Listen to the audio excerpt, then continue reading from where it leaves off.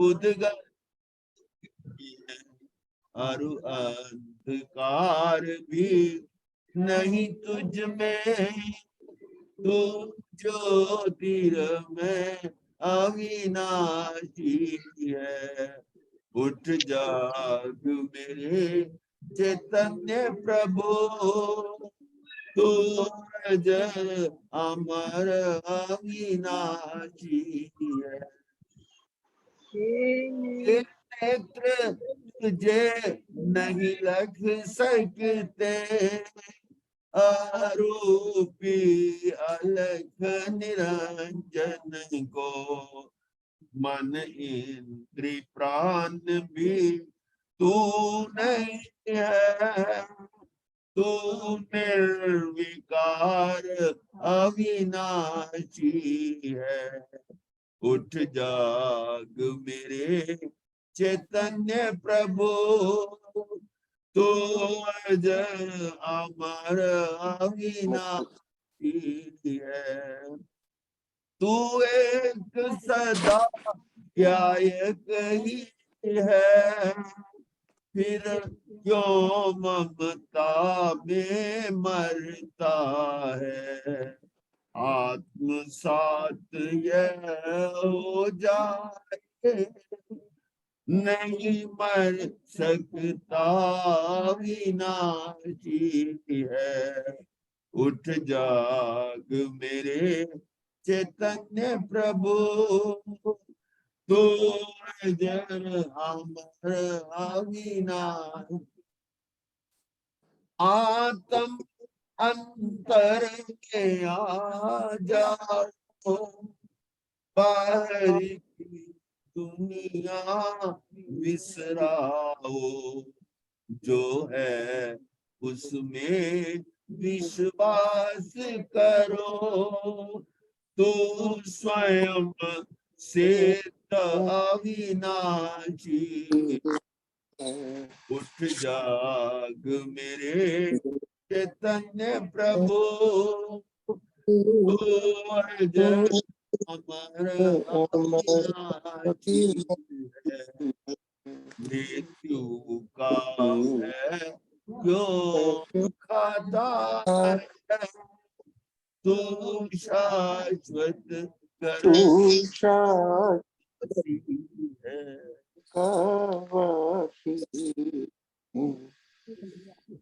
भजन बंदा सुखारा मतलब भजन है ही, इसलिए आपको पता चल जाए कि आज संडे है।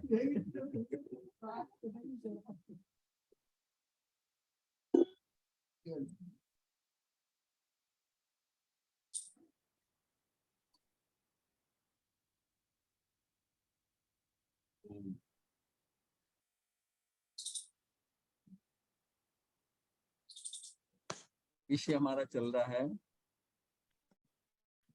नमित और उपादान। कर्ता जो परिणमन हुआ वह उसका कार्य यानी कि कर्म, जो क्रिया हुई, ये तीनों बातें वस्तुपने से एक ही है। जब कार्य हुआ, कर्ता जब कर्ता कर रहा है, कर्ता क्या है? जो उपादान है, योग्यता करता है, और वही उसी का ही परिणमन हुआ है। और परिणमन अगर हुआ है तो कार्य वही हुआ है, और जो बना है वो भी वही बना है। तो इसका मतलब है कि ये तीनों बातें वस्तुपने से तो एक ही है, परंतु उनका भेद करना तो उपचार से भेद किया जा रहा है। तीनों उपचार से भेद किया जा रहा है, परंतु एक द्रव्य का कार्य अन्य द्रव्य करता है, ऐसा ज्ञान मिथ्या ज्ञान है। जीव द्रव्य पुद्गल का अर्थात कर्म का या शरीर का कार्य करता है, इससे जानना मिथ्या ज्ञान है। इसी तरह मानना मिथ्या दर्शन है। मतलब उसको अगर हम जानते हैं तो मिथ्या ज्ञान है, और ऐसे मानते हैं तो मिथ्या दर्शन है। जो द्रव्यों में कर्तापन कर्म पने का उपचार भी नहीं होता। कई बार ये होता है कि हमारा जानना, या हम कहते हैं ना कि घर में रहते हुए वैसी रहो, मतलब आपकी मानना हो कि मैं अलग हूँ, परिवार में रहते हुए भी मैं अलग हूँ, ये आपका मानना है।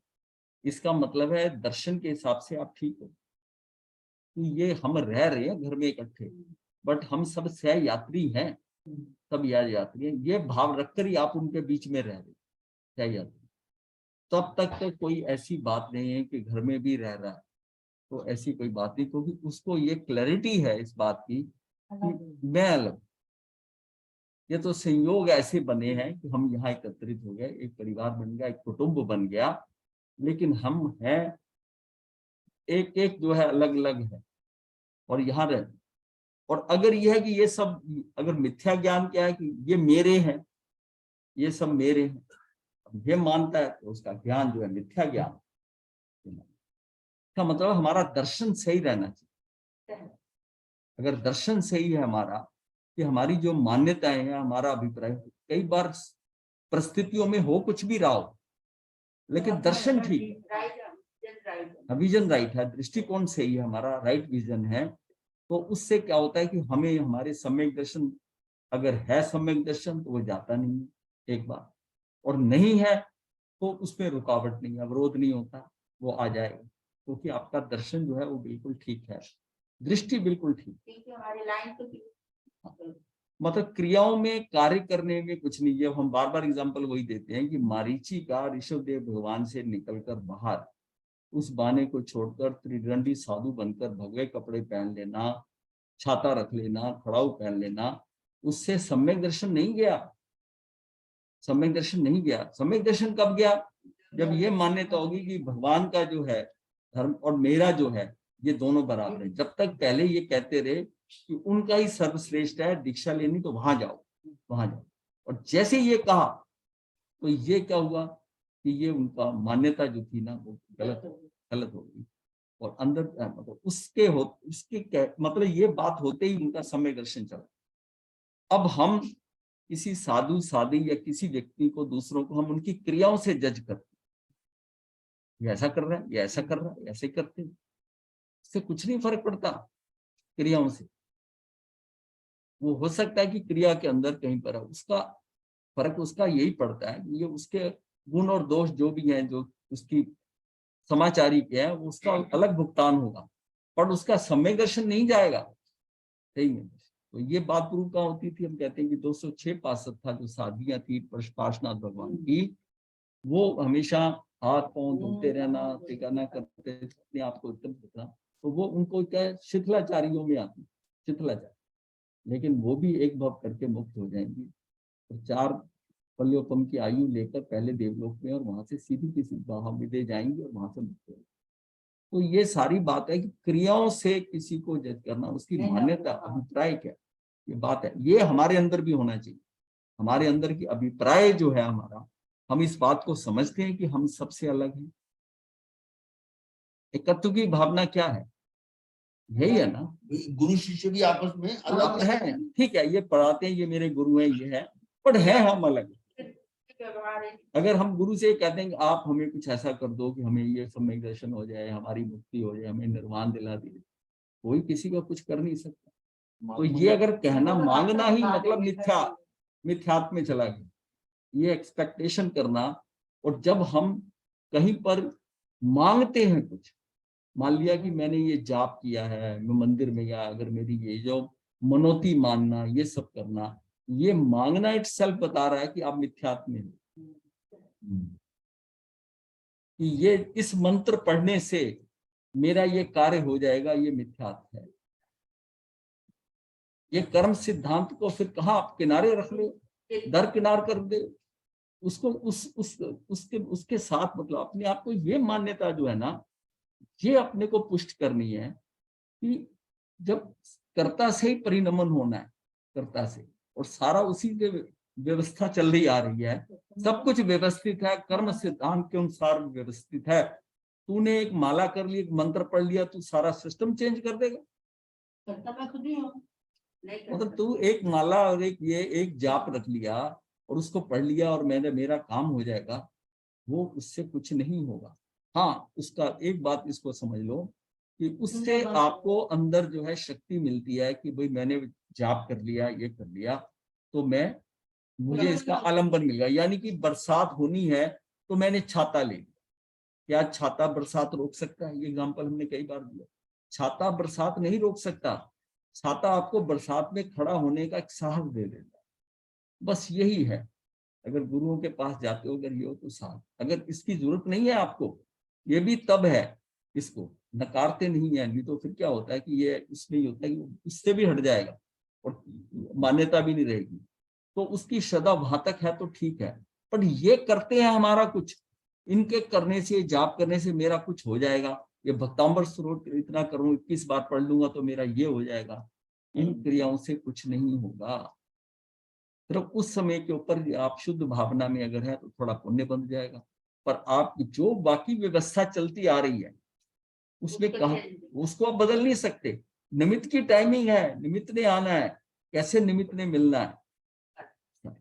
एक इसमें पॉइंट हमने बात करनी थी कि जब हमने कहा था ना कि कुम्हार है, डंडा, डोरी, चाक है, तो उसमें जब हम कहते हैं ये सारे निमित्त, निमित्त में भी फिर डिवीजन हो जाता है।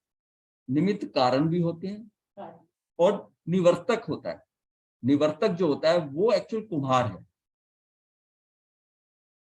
समझ गए।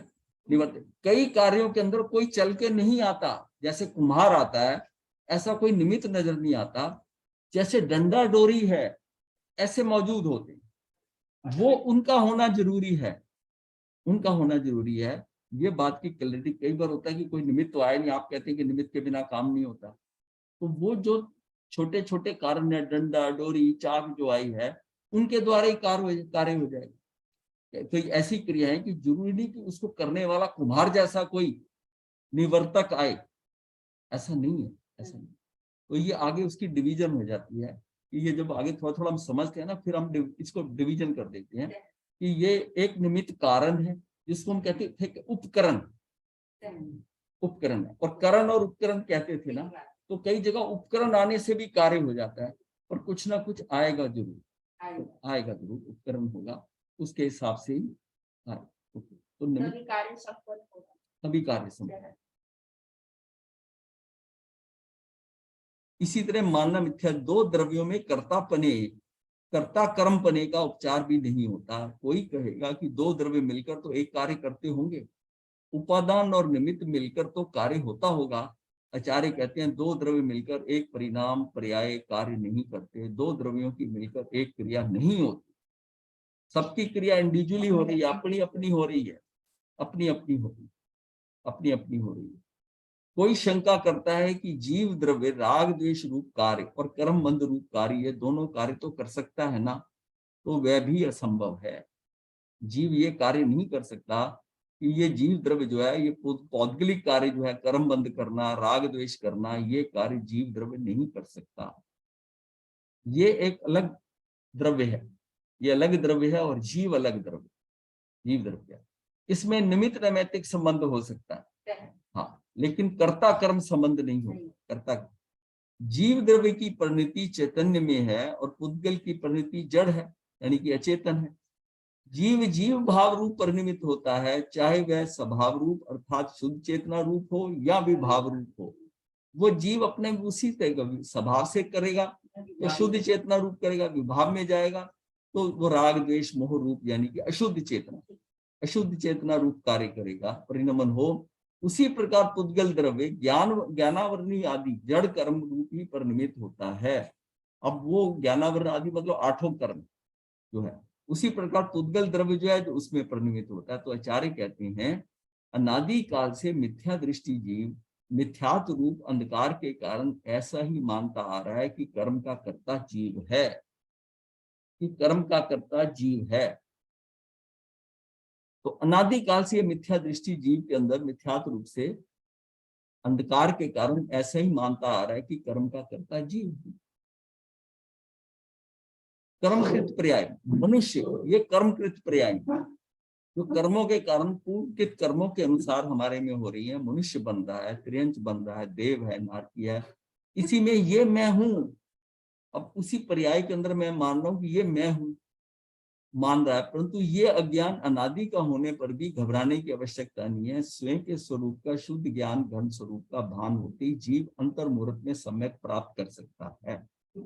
मतलब जब तक वो ये मान रहा है कि ये मैं हूं, यानी कि शरीर और आत्मा को दोनों को एक में एक कर रहा है कि ये मैं, क्योंकि बाकी सारी गतियों में जहां जहां गया और दोनों में ये भान ही नहीं था कि हम दो हैं, एक आत्मा अलग है, शरीर अलग है, ये दोनों द्रव्य अलग है। इनका एक दूसरे के साथ कोई संबंध नहीं है। क्या है संबंध? निमित्त नैमित्तिक। ये कर्ता एक दूसरे का काम नहीं करते। मैं शरीर का, ये शरीर अलग है, आत्मा अलग है, ये बिल्कुल अलग है दोनों। लेकिन अब क्या है कि परद्रव्य से अब वही जीव जो है उसी को एक अंतर मुहूर्त के अंदर समय को प्राप्त कर सकता है, अगर उसको ये पता चल जाए कि हाँ कि ये अलग है, ये अलग, ये अलग। तो हम कई बार कहा ना कि ये जो हमारा पहली किरण क्या है कि आत्मा अलग है, शरीर अलग है, इसका हमें भान हो। वो हमें मनुष्य भव में ही होगा कि हम एक नहीं, हम दो हैं। दो के अंदर एक हमारा परमानेंट फैक्टर है, वो है आत्मा जो समझ आ रहा है, और एक है शरीर। शरीर जो है, शरीर का यही नाश हो जाना है, विनाशी। हाँ, आयुष खत्म हुई, ये गया। लेकिन जो उसने चले जाना है उसकी मैं सबसे ज्यादा देखभाल कर रहा हूँ। पूरा जीवन भर इसको खिलाना है, पिलाना है, नहलाना है, सजाना है, सुलाना है, ये सारा कार्य मैं किसका कर रहा हूँ? शरीर का कर रहा हूँ। और ये मेरा है, ये मेरा है। तो मैं इस समय जो मुझे मनुष्य भव के अंदर जो ये कार्य करने का जो समय मिला था कि मैं अपनी आत्मा पे कार्य कर सकता हूँ, अपनी आत्मा पे कार्य करूं, तो वो मेरा परमानेंट फैक्टर है। जो मैं काम अपनी आत्मा पे करूंगा वो मेरे साथ आगे तक चलाएगा। और जितनी जितनी मेरी आत्मा निर्मल हो जाएगी, जितनी जितनी इस भव में, क्योंकि इस भव में मुझे सारी समझ है, सब कुछ है, उसको मैं पकड़ के करता हूँ और उसके ऊपर पूरा जोर ध्यान देता हूँ, तो वो मेरा वो परमानेंट फैक्टर। और ये परमानेंट फैक्टर बिल्कुल वैसे ही है कि घर में आपका बेटा भी, आपका नौकर भी। आप ये कहते हैं कि भाई नौकर का भी ध्यान रखते हो, पर आपको ये पता है कि ये नहीं, ये कभी भी जा सकता, ये नौकर है, जा सकता, पर ये बेटा है मेरा, ये बेटा है, ये मेरे साथ रहेगा, अंत तक मेरे साथ रहेगा और इसकी कोई ड्यूटी निभाएगा। तो वो अपना ध्यान क्या है कि दोनों को बराबर नहीं रखता, वो बेटे पे ज्यादा ध्यान देता। इसी तरह अगर हम अपनी आत्मा का जो वास्तव में मैं हूं, ये मतलब ये शरीर जो है ये तो मेरे से बिल्कुल अलग है, तो ये उसका मैं ध्यान रखता हूँ। यहाँ शरीर का ठीक है, इसको आप इस्तेमाल कर रहे हो, इसको खाना थोड़ा देना है, मतलब जिस घर में रह रहे हो उसका भाड़ा देना पड़ेगा ना, तो उतना तो इसका ध्यान रखना है। इससे ज्यादा रखने की जरूरत नहीं है, उससे ज्यादा रखने की नहीं। अपना समय का ज्यादा समय हम किस पे दे रहे हैं? हमें देना चाहिए अपनी आत्मा पे, हम दे रहे हैं शरीर पर। ये हमारा जो मनुष्य भव का हमें मिला हुआ है, ये व्यर्थ जा। हम क्या है कि रेत में से तेल निकालने की कोशिश कर रहे हैं, कोलू में रेत डालकर उसमें से इसमें से तेल निकला, इसको इंग्लिश में कहते हैं प्लोइंग द सैंड।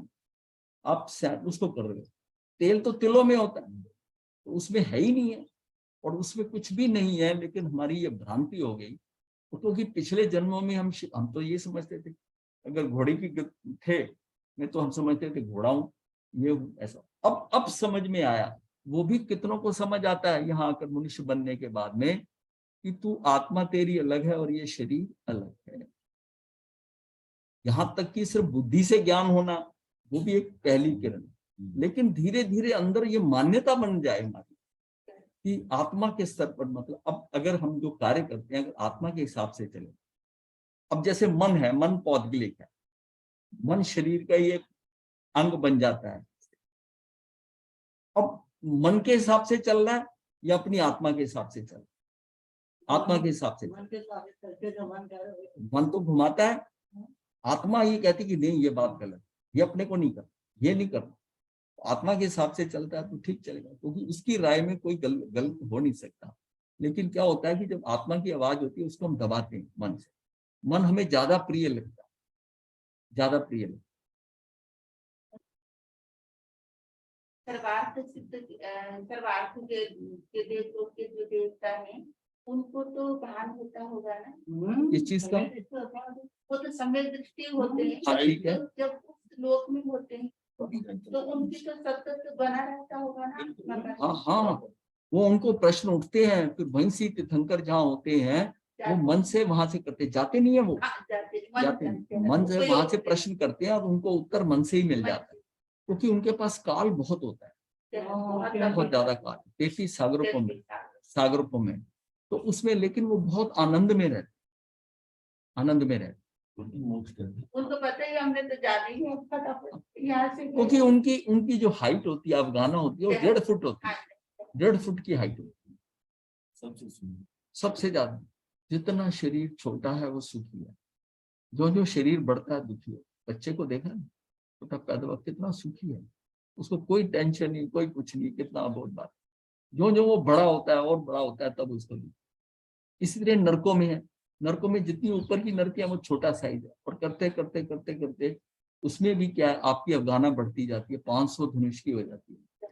तो शरीर बढ़ता है तो उसमें दुखी है, उसमें अफगाना। लेकिन ये बताने के लिए कि उधर ऊपर जितना जाते हो, ऊर्ध्वगमन करते हो, जो है 7 हाथ से शुरू होकर आप करते करते 1 हाथ यानी कि 1.5 फुट की आपकी अफगाना, जितना जितना ऊपर गए अफगाना कम हो रही है। सुख आपका बढ़ता जा रहा है, वो मतलब आत्मिक सुख बढ़ता जा रहा है। और जितना हम नरक में नीचे को जाते हैं उतना बढ़ता है, दुख बढ़ता है। आयु भी बढ़ रही है, शरीर भी बढ़ रहा है, भूख प्यास दुख सारे बढ़ते जा रहे हैं, और वो वहां तक वो दुखी हो। अब बात आती है कि अफगाना जहां पर जो काल ऐसा हो, जैसे कि यहाँ पर जुगलियों के बाद में जब ये काल आता है उस समय भी अफगाना बहुत होता है, बट उसमें बहुत रिजु सरल लोग होते हैं, उसमें सुख होता है उस टाइम। यहाँ अभी महाविद्य क्षेत्र के अंदर बहुत है अफगाना लोग, तब भी जो है वो धर्म में मतलब सुख होता है वहां के साथ। तो वहां पर हमेशा चौथे आरे का शुरुआत रहता है काल, और ये ऋषभदेव भगवान के जाने के बाद जो काल था वैसा काल वहां पर काल है। वहां भी सब तरह के लोग हैं, यहाँ भी चौथे आरे के अंदर सारी चीजें थी, खराब लोग भी थे, अच्छे लोग भी थे। धीरे धीरे चौथे आरे में ही खेल होता है सारा, कि 24वां तीर्थंकर और दूसरा तीर्थंकर ये चौथे आरे में होता। अब दूसरे आरे से लेकर चौथे आरे तक आने तक, हाँ,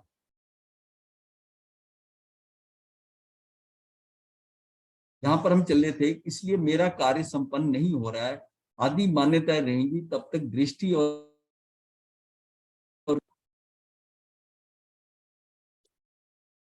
चला रही है। अच्छा, कोई बात नहीं, इसके कारण नहीं चल जाती है ना।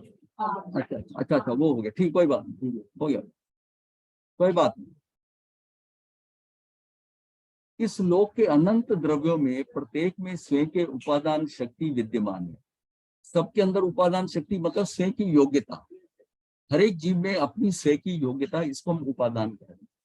उपादान शक्ति विद्यमान है जिसके कारण उस द्रव्य का कार्य परिणमन हो रहा है, अनादि काल से होता है, सब परिणमन हो रहा है, होता है, अनंत काल तक होता रहेगा।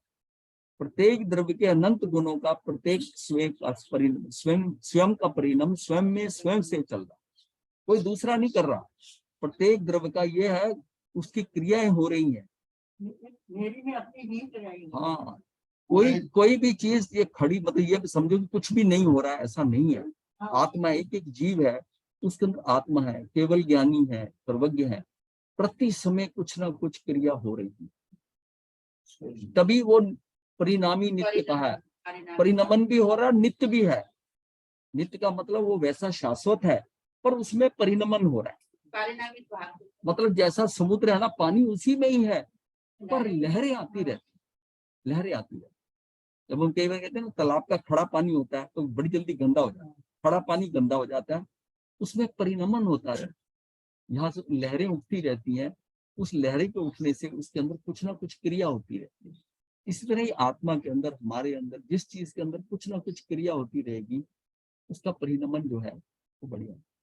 तो क्रिया होती है ना, उसके कारण उसका स्पैन बढ़ता है। अगर अपने शरीर पे देखें, उद्गल को लेकर देखें, सब में क्रिया हो रही है, सब में क्रिया हो। अब 15 दिन के लिए बेड पे लेट जाए, उसके बाद 16वें दिन उठना मुश्किल हो जाए। नहीं, जोर नहीं, ज्वाइंट नहीं, सारा शरीर ऐसा हो जाएगा ढीला। और फिर जब धीरे धीरे चलना शुरू करते हैं, फिर वो एक्टिव होता है, तो इसका मतलब क्या है कि परिणमन स्लो हो जाता है।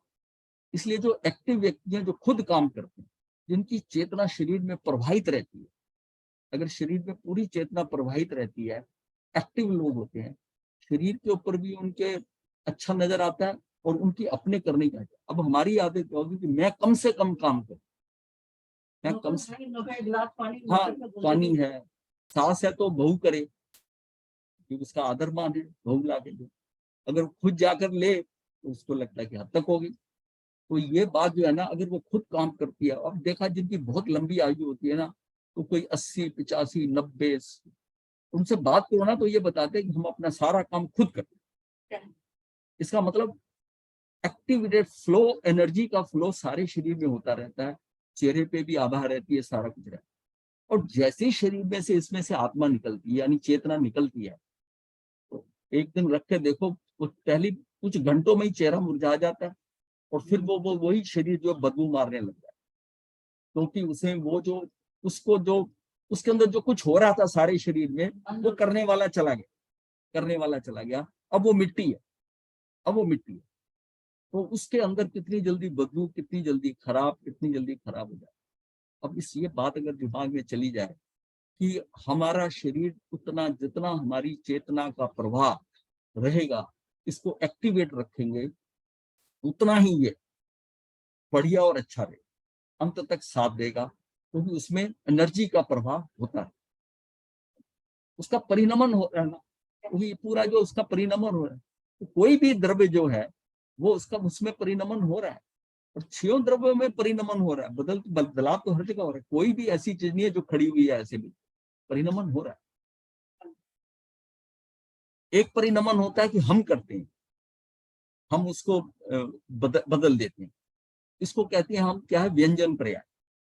और एक होती है अर्थ पर्याय, जो अपने आप हर समय हो रही है, समय इतना सूक्ष्म है कि उसमें परिवर्तन हो रहा है, और वो उसको मैं नहीं देख सकता, उसको केवली देख सकते, केवली देख सकते हैं कि ये परिणमन हो रहा है। अब केवलियों ने बताया कि आपके अंदर अर्थ पर्याय हो रही है, वो एक समय की है, आप उसको जान नहीं सकते, बट परिवर्तन हो रहा है हर समय में, जैसे लहरें उठती है ना, सारा परिणमन हो रहा है। व्यंजन पर्याय जो होती है वो लंबे समय की होती है। अब मैंने इसको मोल्ड किया, इसको बनाया, तो इसकी कोई पर्याय होगी, जो हो सकता है 2, 4, 5 साल चले, 10 साल चले, उसके बाद किसी दिन एक दिन ऐसा होगा कि ये टूट जाएगा, खत्म हो जाएगा। ये क्या, ये व्यंजन पर्याय, व्यंजन पर्याय। और वो है अर्थ पर्याय। अर्थ पर्याय, अर्थ पर्याय स्वाभाविक है, स्वाभाविक है। हाँ, ये स्वाभाविक नहीं, ये हमने बनाई है, नहीं। प्रत्येक द्रव्य के अनंत गुणों का प्रत्येक का स्वयं का परिणमन स्वयं में स्वयं से चल रहा है, ये जो स्वयं में चल रहा है। परमाणु और काल, काल को कई जगह कालानु भी कहते हैं, कालानु, ये दिगंबर मान्यता में इसमें कालानु कह देते हैं, वैसे हम परमाणु और काल ही कहते हैं। जैसे अति सूक्ष्म द्रव्य हो या अनंत प्रदेशी आकाश द्रव्य हो, प्रत्येक द्रव्य स्वयं में स्वयं पूर्ण है, परिपूर्ण है। सारे द्रव्य में किसी को किसी की हेल्प की जरूरत नहीं है, सारे ही परिपूर्ण है।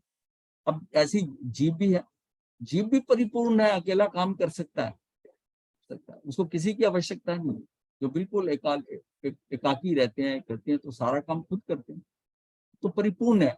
उसे कायम टिकने के लिए या प्रति समय परिणमन करने के लिए पर द्रव्य की रंच मात्र अपेक्षा नहीं होती कि कोई उसमें आकर करेगा मेरे अंदर, जो मेरे अंदर प्रति समय परिणमन हो रहा है, ये किसी के द्वारा हो रहा है, ये किसी की हेल्प से हो रहा है, ऐसा कुछ भी नहीं है।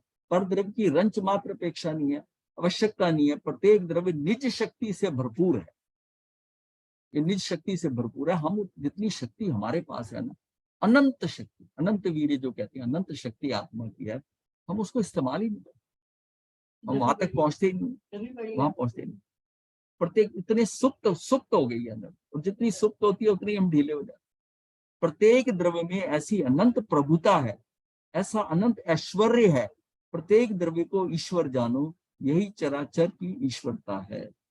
ये चर अचर जितने हैं चलते, जो चीजें नजर आ रही हैं आपको, मतलब रुकी स्थिर और मूव करती हुई जितनी चीजें नजर आ रही हैं, जैसे चराचर, चर और अचर की ईश्वरता है, ये उसकी प्रभुता है, उसमें अनंत ऐश्वर्य है।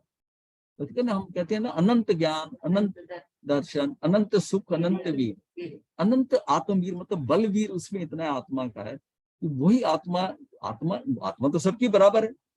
अब ये भी जानने में आया था कि जो पहले वासुदेव यानी त्रिपष्ट वासुदेव, वो 1 करोड़ मन की शिला को दोनों हाथों से नीचे से उठाकर और दोनों हाथ ऊपर कर सिर के ऊपर पर ले जाते।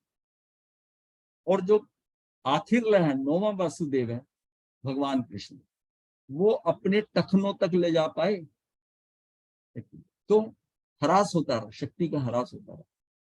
ह्रास क्यों हुआ? काल के अनुसार, पर आत्मा की शक्ति तो उतनी ही है जो पहले की थी, उतनी उस वाले की बाद में। ये तो पुद्गलों में आ गया, पुद्गलों में आ गया, परिवर्तन। परिवर्तन आया ना, उसके कारण आवरण आ गया। अब यही जीव जो वासुदेव है, कल को जाकर फिर उस जन्म में पैदा हो, उसकी शक्ति भी उतनी है। तो आत्मा की शक्ति तो परिपूर्ण है, पूरी है, उसके अंदर जितनी शक्ति है। अब जब ये हम समझते हैं कि हम कमजोर हैं, किसी से वीक हैं, ऐसा है, ये हमारी अपनी धारणा है। आत्मा तो सेम एनर्जी की सबको मिली है। कोई एक ईश्वर पूरे लोक में व्यापने वाला हो, उसका कर्ता धर्ता हो, ये मान्यता ज्ञान का द्योतक है। मतलब ईश्वर है पूरे लोक में, कोई इसको कंट्रोल कर रहा है, ऐसा कोई ये भाव है। कोई ईश्वर है, मतलब कोई इसमें कोई एक दो द्रव्य तो हम जानते हैं, एक पुद्गल है जिसका खेल चल रहा है, और एक जीव है, एक पुद्गल है, पर एक तीसरा है जो उसको कंट्रोल कर रहा है, वो नहीं। कोई तीसरा नहीं है भगवान ने कहा, कोई काम अपने आप हो रहा है। ये काम स्वतः हो रहा है, कर्म सिद्धांत के अनुसार हो रहा है। जो कुछ हमने पीछे कर्मों में किया है उसके अनुसार हो रहा है। इतनी बढ़िया व्यवस्था है कि उस पर सिर्फ आप भरोसा रखो कि जो कुछ हो रहा है वो व्यवस्थित हो रहा है। जो कुछ हो रहा है तेरे कर्मों के कारण हो रहा है। ऐसा कोई ईश्वरीय अस्तित्व में नहीं है, ऐसा कोई भी द्रव्य नहीं है जो दूसरे का कार्य कर सके, दूसरे का भला बुरा कर सके, दूसरे की मदद करे, दूसरे का नाश कर दे, ये कोई नहीं। वो जो है ना, कर्ता धर्ता हर्ता वाला हाँ, कॉन्सेप्ट हाँ, मतलब कोई मतलब नियंता है ही नहीं है, कोई ऐसा नियंता नहीं है कि जो कर सके। तो हम ये मान्यता क्यों आ गई? ये मान्यता इसलिए आ गई कि भाई एक घर चलाना होता है, घर का मुखिया होता है, एक फैक्ट्री चलानी होती है, उसका एक हेड होता है, और इतना बड़ा संसार देश चलाना है तो उसका भी हेड है, और फिर इस दुनिया को चलाने के लिए कोई इसका भी तो हेड होगा ही ना। ये सोचे, ऐसा नहीं है। वो अकेला कहाँ कहाँ जाएगा, वो आप बाहर क्या कर रहे हो ये भी देखे, हर जीव के अंदर क्या चल रहा है वो भी देखे, कहाँ रिकॉर्ड करे, कहाँ नोट करे। ये स्वचलित है, उसी व्यक्ति के अंदर, उसी में ही परिणमन। जो कुछ मैं कर रहा हूँ ये मेरे में ही रिकॉर्ड हो रहा है, ये मेरे में ही हो रहा है। मतलब हम समझते हैं कि ये मैं गलत कार्य कर रहा हूँ, इसको कोई देख तो नहीं रहा। अरे तू खुद ही देखने वाला है। तेरे अंदर ही सिक्योरिटी कैमरा अंदर भी लगे हुए हैं, बाहर की तरफ भी लगे हुए हैं। जो कुछ तू बाहर कर रहा है और अंदर तेरे भाव क्या चल रहे हैं वो भी चल रहे हैं, और बाहर वाले भी चल रहे हैं, वो दोनों की रिकॉर्डिंग हो रही है। फिर एक तीसरा व्यक्ति, जब अनंत जीव समझ लो, अगर हम वनस्पति को भी ले लेते हैं, वो भी तो जीव ही है ना सारा, वो है मनुष्य है सारा, अरे जीव सारा लोग जीवों से है। एक एक का जो हिसाब किताब रखना, क्या किसी के एक की बस की बात है?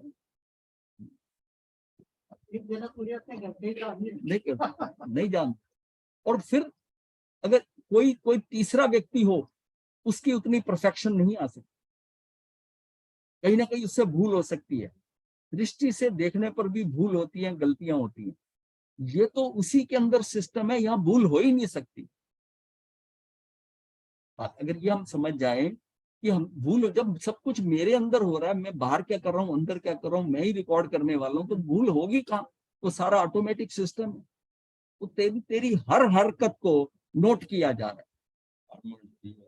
नोट कर रहा है, हर हरकत नोट हो रही है। तू बाहर क्या कह रहा है और अंदर तेरे क्या चल रहा है, वो सारी चीजें नोट हो रही है। तभी कहना भगवान की सरल हो जाओ, सहज हो जाओ, सजग हो जाओ, बस यही काम। प्रत्येक द्रव्य का परिणमन कार्य पर्याय उस द्रव्य की निज शक्ति से ही होता है, उस शक्ति को उपादान कारण कहते हैं।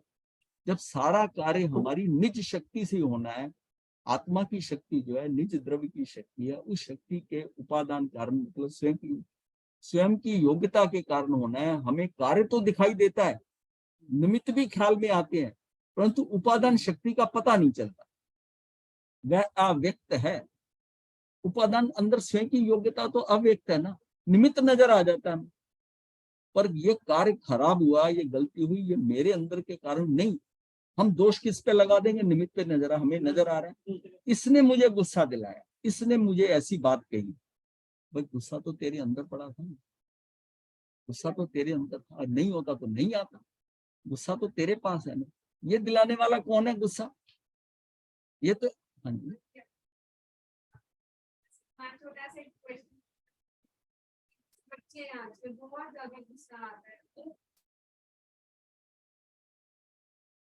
हमारे बोलने से उनके अंदर की सेंसिटिविटी आएगी, तो किस तरीके से लाएंगे? गुस्सा तब आता है जब दोष दूसरे पे आरोपण करते। हाँ यही तो बता रहे हैं। यही बता रहे हैं। अब आपकी बात समझ में आ रही है कि गुस्सा कहाँ होता है। अच्छा हम एग्जाम्पल से समझाते हैं आपको। अगर एक कुआं है, एक कुएं के अंदर आपने बाल्टी डाली, पानी नहीं आया, तो आपने क्या कि कुआं सूखा है, सूखा हुआ कुआं। आपने बाल्टी पानी की डाली, गंदा पानी आया, गंदा कुआं है, कहते हो ना। फिर बाल्टी पानी की डाली, रस्सी से अंदर बाल्टी गई, पानी बड़ा साफ मीठा है, फिर बोले कि ये स्वच्छ पानी का कुआं है, ये बढ़िया है। ये कहा, ये बाल्टी बाहर से आई और अंदर से निकला पानी, और उसी से ग्रेडिंग हुई कि अच्छा है, कि सूखा है, कि खराब है। अब हमको किसी ने गाली दी, गाली को बाल्टी समझो, वो गाली अंदर गई आपके अंदर, अब क्या निकला बाहर? अब आप क्या, आप बाल्टी को दोष दे रहे हो। जब पानी निकला था तो दोष कुएं का था, और अब किसी ने उसमें बात कही आपको, अब दोष क्या कह रहे हो? उसने कही, उसने ऐसा गुस्सा किया। ये वैसे ही है जैसे गंदा पानी, सूखा कुआं, अच्छे पानी कुआं आप ही थे। अगर आपका पानी अंदर स्वच्छ होता तो बाहर स्वच्छता से निकलता। बाल्टी का दोष नहीं है, बाल्टी का दोष नहीं है, दोष आपका है। बात समझ में आ गई?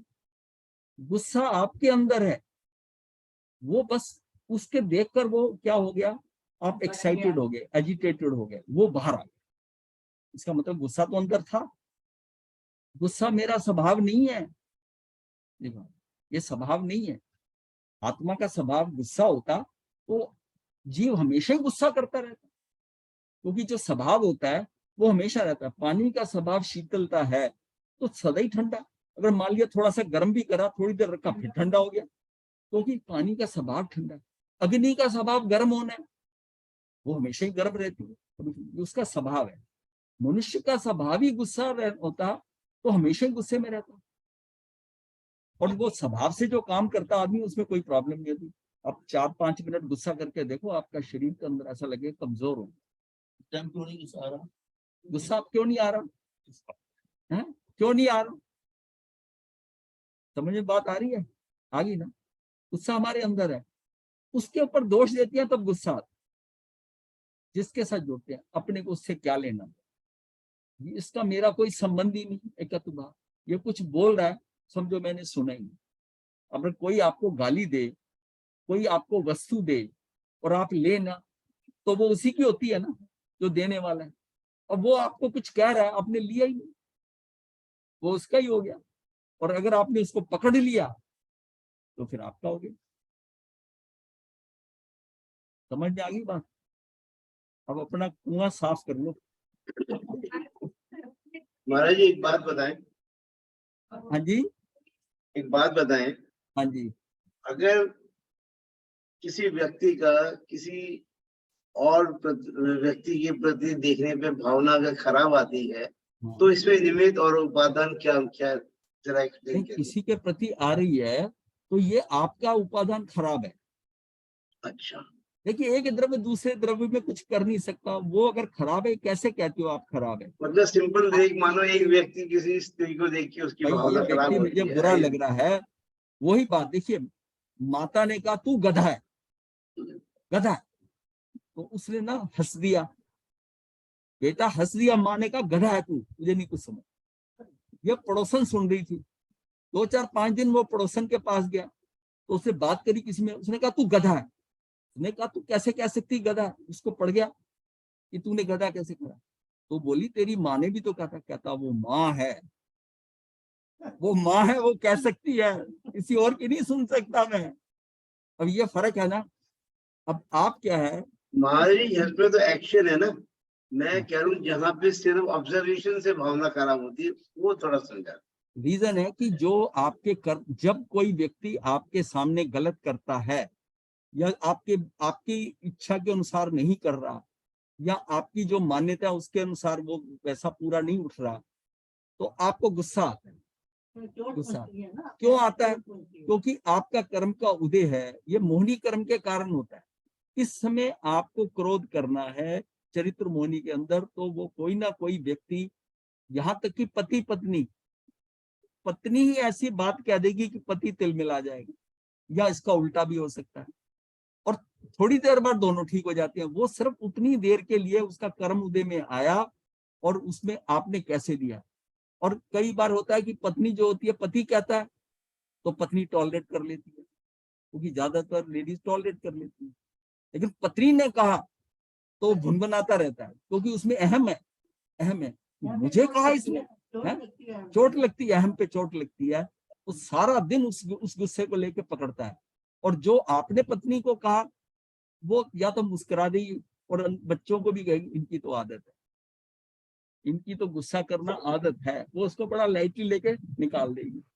तो ये क्या है, ये हमारी अप्रोच है कि कोई चीज, कोई बुरा नहीं, सारा व्यवस्थित है। जो कुछ हो रहा है, तो मैं परेशान क्यों हो रहा हूँ? अगर कोई मुझे बुरा कह रहा है तो मुझे क्या परेशानी हो रही है? अगर मैं परेशान होता हूं तो मैं नया कर्म मान रहा हूं। बस अपनी कर्म फिलॉसफी को समझो कि ये मुझे एक अवसर मिला है कि ये व्यक्ति मुझे गाली दे रहा है और मैं सहज सहन कर जाऊं तो मेरा कल्याण हो जाएगा। ये कर्म भी टला, और मैं अगर इसकी रिएक्शन करता हूं तो रिएक्शन करते ही मेरा नवीन, क्योंकि रिएक्शन करूंगा तो राग द्वेष करूंगा, मेरा नवीन कर्म बन गया, ये फिर कभी भोगना पड़ेगा। ये श्रृंखला चलती आ रही है। पुराने कर्म कैसे खत्म होंगे? वो आते रहे, आप उसको इग्नोर करते रहो। पूरा जगत मथे में बंधा दोष है। मथे बंधा में गुरुदेव जब बच्चों पे गुस्सा करते हैं, मथे बंधा में हाँ गुरुदेव जी, गुरुदेव जब हाँ बच्चों बोलिए पे बोलिए। जब बच्चों पे गुस्सा करते हैं, मतलब कई बार नाजायज हो जाता है उन पे। बच्चे देखिए, बच्चे के गुस्सा, बच्चे के साथ आपका मोहिनी कर्म है। बच्चे के साथ आप पता, अब पड़ोसी के बच्चे पे तो नहीं गुस्सा करते, अपने बच्चे पे करते, मोह है उसको सुधारना चाहते हो।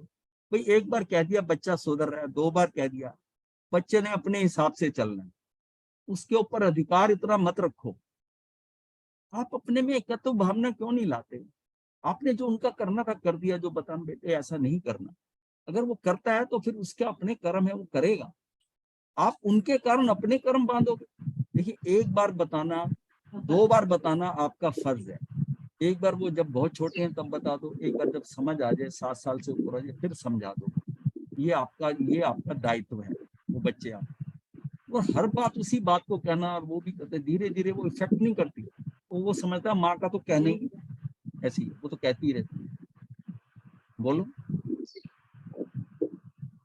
जी समझ गए। हाँ, कर्म है, सारा खेल कर्मों का है। जैसे जैसे हम लोग behave करते हैं या react करते हैं, तो सारे हमारे कर्मों के अनुसार ही कर्मों के अनुसार स्थितियां बनती हैं, परिस्थितियां बनती हैं। और अब जब रिएक्शन करते हो आप, तो आप नवीन कर्म को बांधते हो। अगर आप रिएक्ट नहीं करें, किसी को कोई गाली दे, कुछ दे, ठीक है, उसकी है।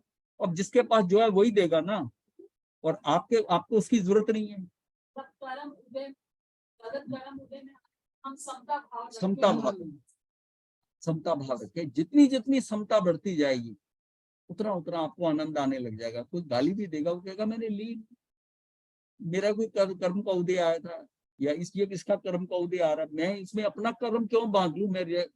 ये हमने एक सब्जेक्ट लिया था, रिएक्टिव एंड प्रोएक्टिव। रिएक्टिव का मतलब होता है कि मैं रिएक्शन करता हूँ इमीडिएट, उदीपन मेरे अंदर एकदम, मतलब अपनी टॉलरेंस लेवल इतना कम है, हमारी सहन शक्ति, जिसको हम कहते हैं सहिष्णुता, प्रतीक्षा ही कहते हैं। ये बड़े मुश्किल शब्द है कि मैं सीधा कहता हूँ इंग्लिश में लो, टॉलरेंस। हमारा टॉलरेंस लेवल बड़ा है।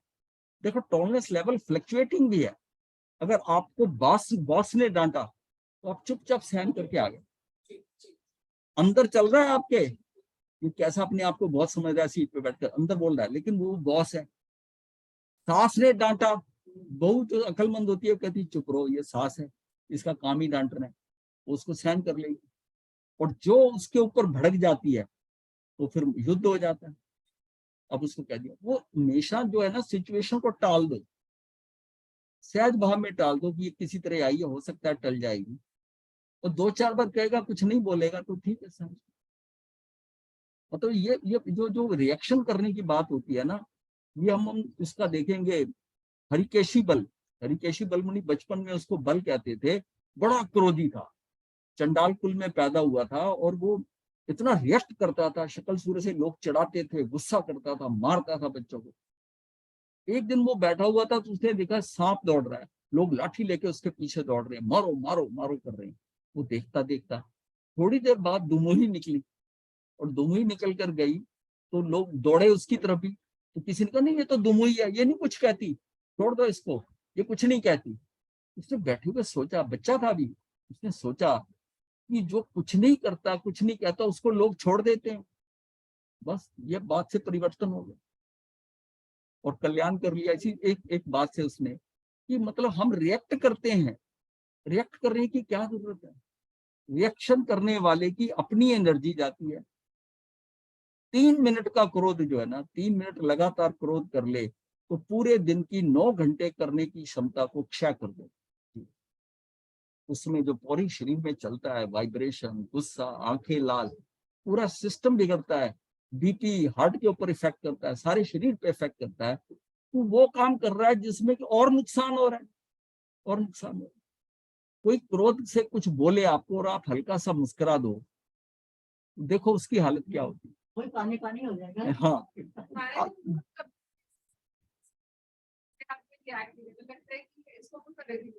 अब मैं करूँ समझदार है। बुद्धि को क्या है, लोग गाने देते हैं, चुपचाप कोई रिएक्ट नहीं करते। ये अपने को ये करना सीखना बहुत इंपॉर्टेंट है।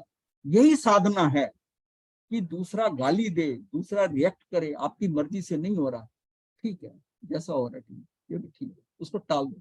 संघर्ष नहीं करना, accept it as it is, ठीक है, जैसा भी है व्यक्ति ठीक।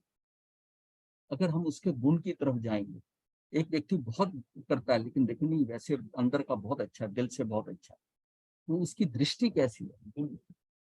अब वो कृष्ण भगवान के सामने वो बाकी सब ना, उस कुतिया का स्मेल आ रही है, गंदी आ रही है, नाक को ढक रहे हैं, वो कर रहे हैं, तो वो कह रही है कि इसके दांत कितने सुंदर हैं, इसके दांत कितने सुंदर, ये दृष्टि है, ये दृष्टि है। वो जो नाक को रखना, वो रिएक्शन है, वो रिएक्शन है। इसी तरह ही राजा जित शत्रु और सुबुद्धि मंत्री के साथ जा रहे थे, जो गंदा पानी पड़ा था, बड़ी स्मेल आ रही, कूड़ा भी उसमें गिरा, सब है। तो सारा वो राजा भी नाक पे रुमाल रख लिया और ये करके, क्या कहाँ से ले आया गंदा, बहुत गंदा। सुबुद्धि जो था ना, वो बाकी बुद्धिमान था, तत्वज्ञानी था, उसने कुछ नहीं किया, रिएक्ट नहीं किया।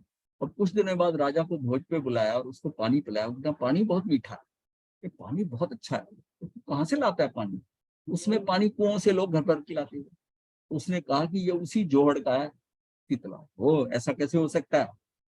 फिर पानी मंगाया गया, उसी के सामने उसने वो घड़े रखकर उसको फिल्टर करके, वो सारा करके, और स्वच्छ पानी उसको पिला दिया। ये तो पुद्गलों का परिणमन है। वहां तो जहां जिस चीज में सुगंध आ रही है उसमें दुर्गंध भी होती है, सब कुछ उसमें होता है। तो उसको यह है कि आप उसको कन्वर्ट कर दो, उसको बदल दो, कैसे भी बदल सकते। तो ये सारा सिस्टम जो है ना, ये कि जो व्यक्ति आज बहुत गुस्सा कर रहा है, बहुत ऐसा खराब है, वो किसी के साथ प्यार से बात भी कर रहा होगा ना, तो ये उसके साथ अच्छा है, इसके साथ खराब है। ये सारा कर्मों का हिसाब किताब है, अपना ही है। मतलब वो जो बात है ना कि सब कुछ व्यवस्थित है, इस व्यवस्था को अंडरस्टैंड करो, इसका आनंद लो, इस व्यवस्था को, इसको आप अपने according to your own specification बदलने की कोशिश मत करो कि ये ऐसे होना चाहिए था, ये ऐसे। आपकी मर्जी से कार्य नहीं हो रहा,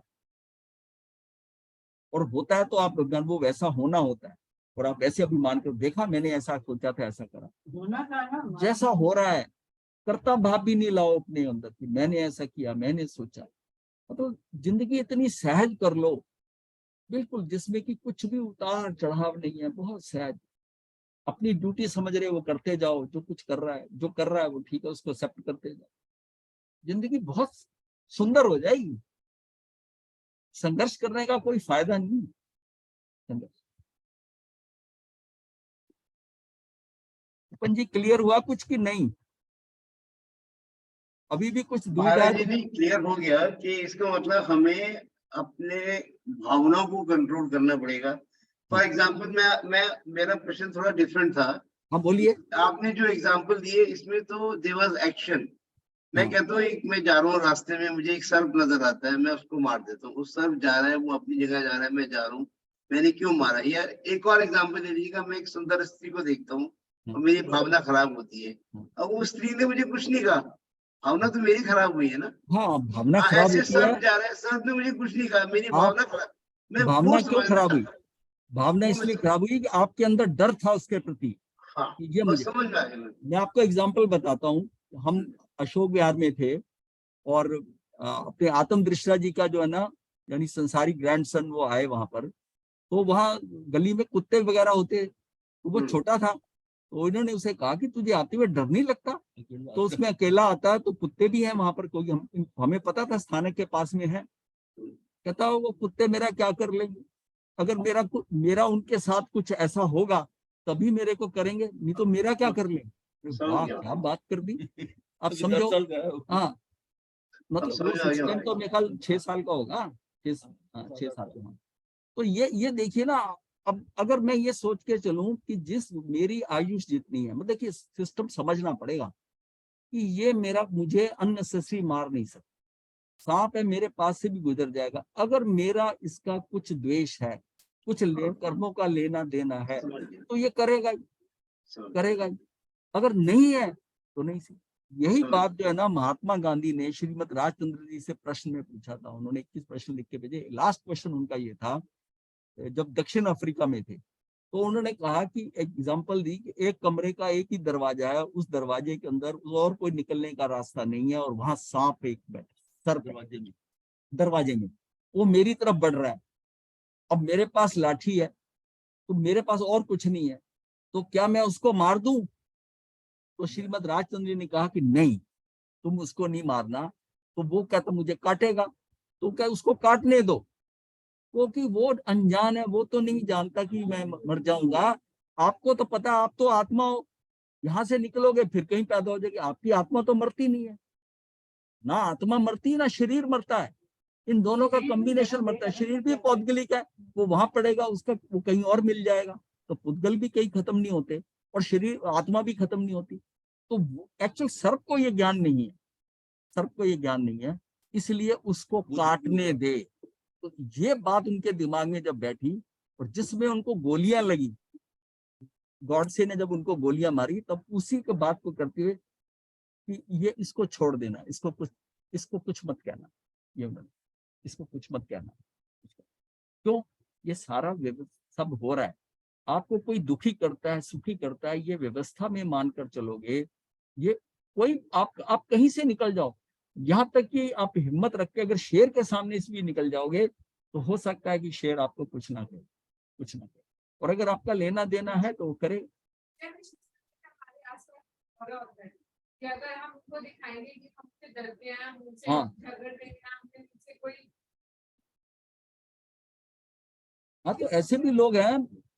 रमन महर्षि जो थे, उनकी वहां जब बैठे थे, वहां बिच्छू होते थे बहुत। वो बिच्छू उनके शरीर पे चढ़ते थे, उतर जाते थे, ऐसे थे, और किसी दूसरे को काट सकते हैं। लेकिन उसको पता था कि ये बिल्कुल, ये शरीर ये कुछ नहीं हमें करने वाला, हिंसा नहीं करने वाला।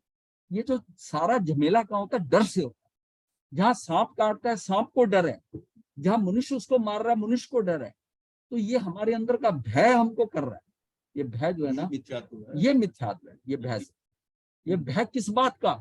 तू इतना निडर हो जा कि जब कोई तेरा कोई बुरा अच्छा कर ही नहीं सकता, जो तेरे कर्मों में वो होना ही होना है, तो लेट इट बी, होने दे। डरता क्यों है, घबराता क्यों है, टेंशन क्यों लेता है? अब बताइए बिपिन जी, हैं? तो बहुत ही निडर होना पड़ेगा।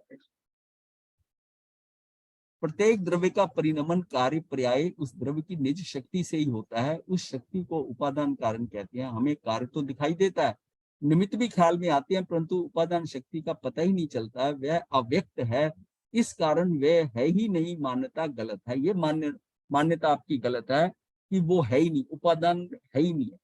आप स्वयं योगदान, आपका ध्यान, क्योंकि आपकी निमित्ताधीन दृष्टि है, आप निमित्त के ऊपर, इसने ऐसा कर दिया, उसने ऐसा खराब करा, इसने ये करा, नहीं आप अपने पे देखते हो कि ये मेरे कारण गलत हुआ, ये मेरे कारण गलत हुआ।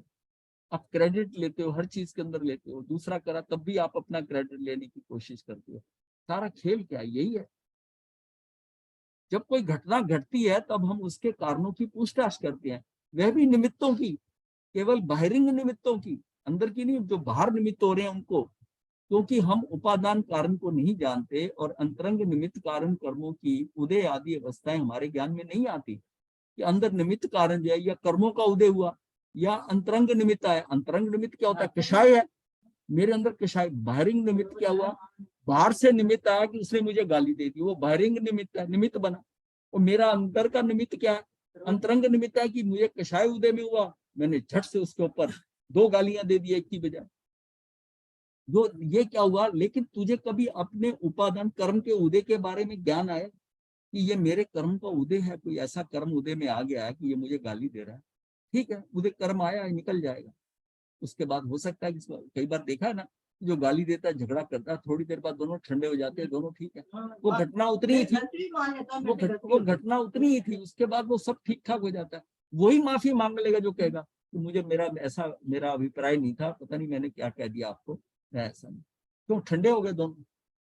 वो एक उछाल आया था, कर्मों के कारण एक उछाल आया था, और जिससे हम डिस्टर्ब हो गए, और उससे हमने आगे के समय को खराब करने की बजाय उसको वहीं सहन कर लिया कि ठीक है।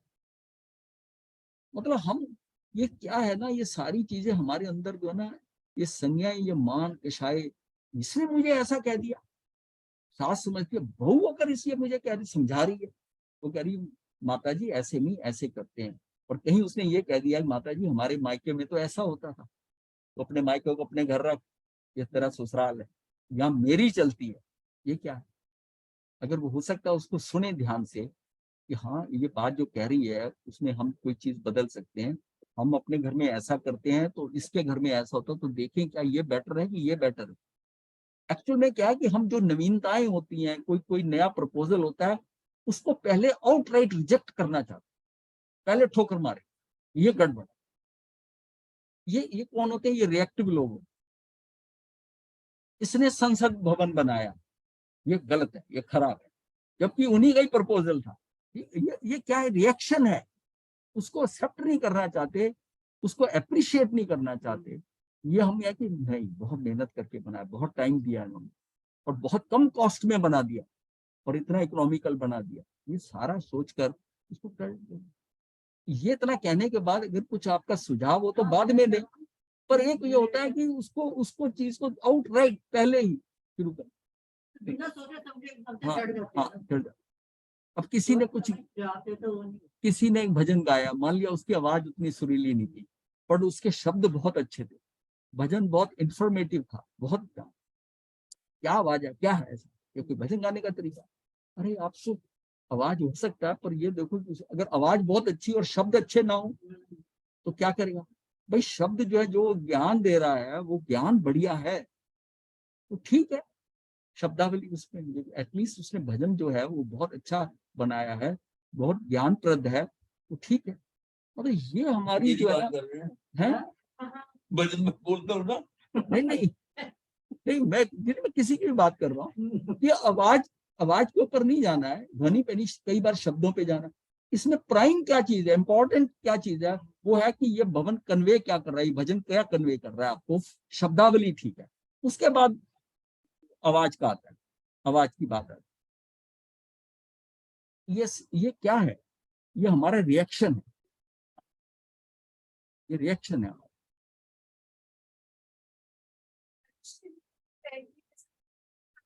जाती है अपने कामों में उलझ जाती है, फिर भूल जाती है, फिर जब गुरु मारे सुना।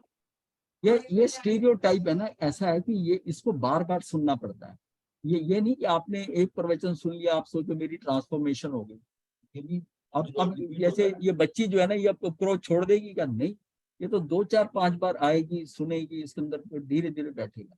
वो जो आते पड़ी है वो तो बार बार की है, एक बार सुनकर थोड़ी कि बिल्कुल ये ठीक हो जाएगी। क्यों, ठीक है ना?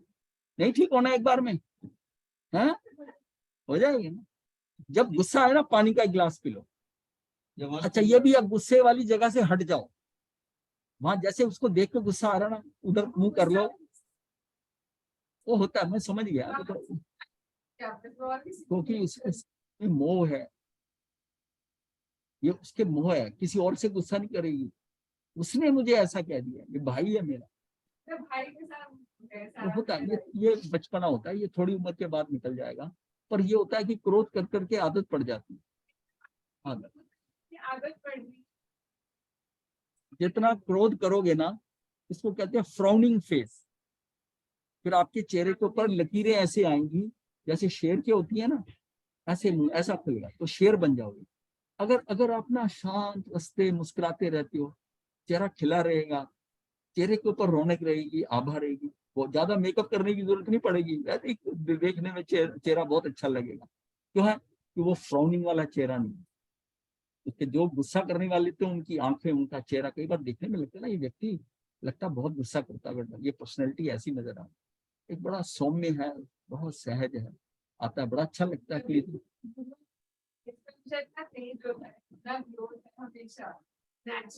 नहीं, ग्लो तो इसके चेहरे पे भी है, ये भी बहुत अच्छी ग्लो तो इसके चेहरे पे भी है। और खुश रहो ना, आनंद में रहो, माता कह दे, भाई कह दे, कोई कह दे, कहता है आपके भले के लिए कहते हैं ना, ठीक है। आप भाई को जाके बताना, गुस्सा नहीं करते, जब भाई को गुस्सा नहीं आता, भाई छोटा है, हाँ वो समझ गया, जब ये गुस्सा, जब ये बड़ी बड़ी बहन होती है ना, तब ज्यादा इफेक्ट करता है। हो गया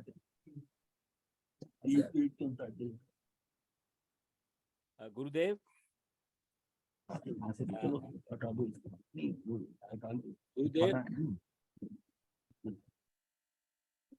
गुरुदेव मैं कुछ कह सकता हूँ?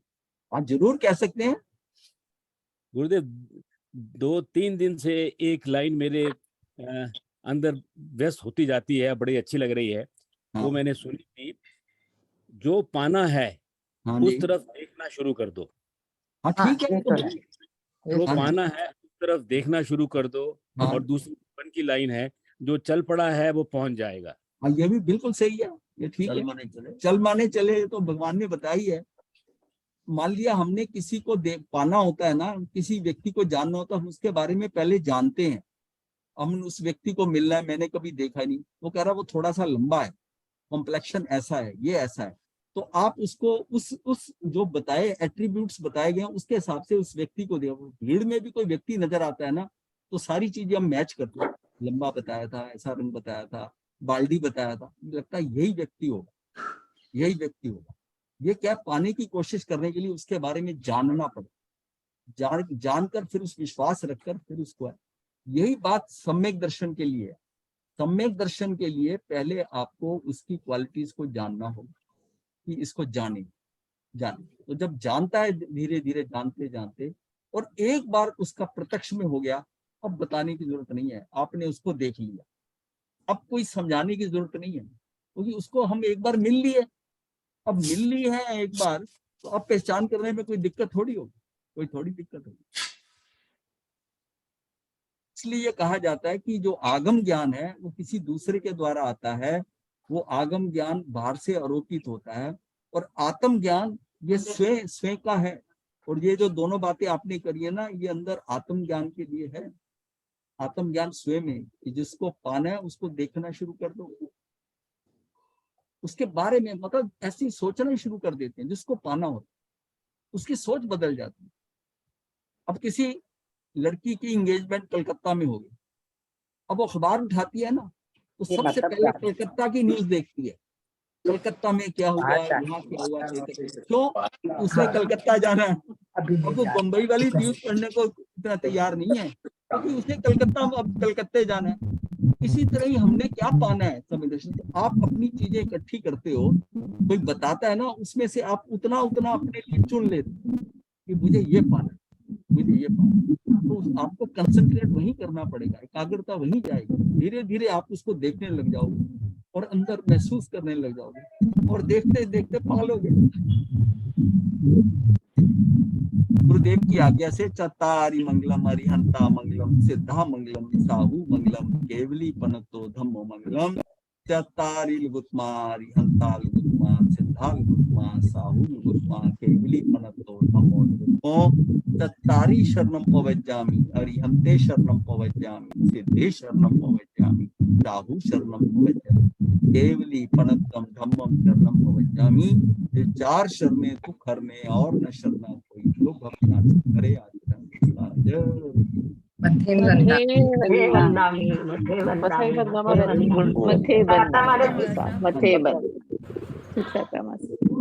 गुरुदेव मथे बंद महाराज मथे बंदामि।